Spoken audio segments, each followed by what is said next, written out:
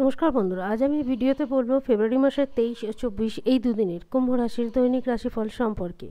এই দুটো দিন কুম্ভ রাশির লোকেদের কেমন যাবে, এই দুদিনে গ্রহ নক্ষত্রের স্থিতি কীরূপ থাকবে, কী যোগ নির্মাণ হবে এবং তার কী প্রভাব পড়বে আপনাদের দৈনন্দিন জীবনের উপর, সে কথা বলবো। এছাড়া বলবো এই দুদিনের স্বাস্থ্য ও আর্থিক স্থিতি, পারিবারিক জীবন, দাম্পত্য জীবন, কেরিয়ার, চাকরি ও ব্যবসা এই সমস্ত কিছুর উপর কী প্রভাব পড়ে থাকবে।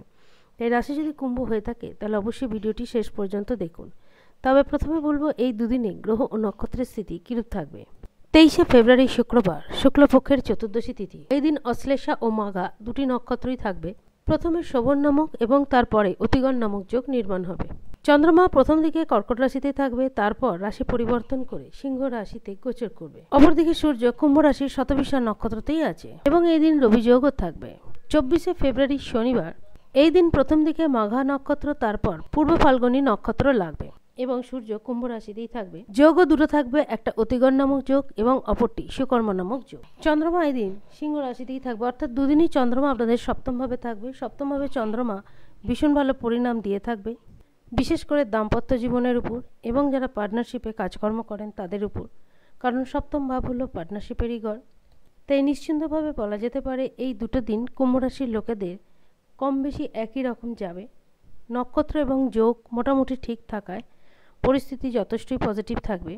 দেখুন, স্বাস্থ্য নিয়ে একটু সতর্ক থাকতে হবে। স্বাস্থ্য সম্বন্ধীয় ছোটোখাটো সমস্যা দেখা দিতে পারে, তাই স্বাস্থ্য নিয়ে যত সতর্ক থাকবেন তত এই ছোটোখাটো সমস্যাগুলোকে এড়াতে পারবেন। এমনিতে যারা চাকরিজীবী তাদের কর্মস্থল যথেষ্ট ঠিকঠাক থাকবে, পাশাপাশি যারা ব্যবসা এবং কারবারির সঙ্গে যুক্ত তাদেরও প্রেম জীবন ঠিকঠাকই থাকবে। তবে এই দুদিনে যদি কাছের কোনো মানুষের থেকে কোনো ব্যাপারে সাহায্য চেয়ে থাকেন, সেই সহযোগিতা পেয়ে থাকবেন। দেখুন, আর্থিক দিক থেকে দুটো দিনই ভালো যাবে। যে পেশায় যুক্ত থাকুন না কেন সেই দিক থেকে যথেষ্ট ভালো ফল পেয়ে থাকবেন। যারা ব্যবসা করে থাকেন বা যারা দোকানদারি করে থাকেন তাদের দিনটা ভীষণ ভালো যাবে। এই দুদিনে মূলত আপনারা নতুন নতুন জিনিস শিখতে সক্ষম হবেন। জীবন সঙ্গিনীদের সঙ্গে ভীষণ ভালো সময় কাটাতে পারবেন, একে অপরের কথার উপর ভরসা রাখতে পারবেন, একে অপরকে নিজেদের কাজকর্মের জন্য যথেষ্ট সাপোর্ট দিয়ে থাকবেন। দেখুন, শনিবার দিন হলো পূর্ণিমা তিথি, তাই অবশ্যই এই পূর্ণিমা তিথি কিছু উপায় আছে সেগুলো করে তার ফল প্রাপ্ত করতে পারেন। দুটো দিনই খুব ভালো। তিলের উপায় করতে পারেন, কাউকে সাধ্যমতো জিনিস দান করতে পারেন। প্রথমেই বলেছি সপ্তম ভাব হলো পার্টনারশিপের ঘর, তাই পার্টনারশিপে যদি কোনো কাজকর্ম করে থাকেন অবশ্যই সেই কাজকর্ম থেকে যথেষ্ট ভালো ফল প্রাপ্ত করে থাকবেন। তবে এই দুদিন মোটামুটি আপনারা আপনাদের ইচ্ছা অনুযায়ী কাজকর্ম করবেন এবং সেই দিক থেকে মনের মতন সফলতাও আসবেন।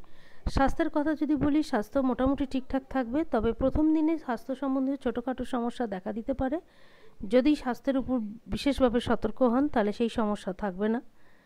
বিদ্যার্থীদের কাছে দুটো দিনই যথেষ্ট ভালো যাবে। যেরমভাবে কাজ করবেন, অর্থাৎ যে প্রচেষ্টা করে থাকুন না কেন সেই অনুযায়ী সেখান থেকে সফলতা প্রাপ্ত করে থাকবেন। তবে বন্ধু বান্ধবের সঙ্গে সম্পর্ক ভীষণ মধুর থাকবে এবং আপনারা এই দিন আপনাদের কথাবার্তার মাধ্যমে অনেককে প্রভাবিত করতে পারবেন। মোটামুটি এই দুদিন আপনাদের কাজকর্মের যথেষ্ট প্রশংসা হয়ে থাকবে, সেই কারণে মান সম্মানেরও বৃদ্ধি ঘটে থাকবে। শনিবার দিন এই বিশেষ পূর্ণিমা তিথি, তাই অবশ্যই শনিদেবের আরাধনা করবেন। পাশাপাশি পূর্ণিমা তিথিতে যে কোনো একটি উপায় করবেন, হয় তিলের দান করবেন বা তিল দিয়ে ভগবান বিষ্ণুকে পুজো করবেন, কিংবা সুযোগ যদি হয় তাহলে অবশ্যই এই দিন হলুদ কোনো জিনিস দান করতে পারেন। আজ এই পর্যন্তই। যদি ভিডিওটি ভালো লাগে অবশ্যই জানাবেন। ধন্যবাদ।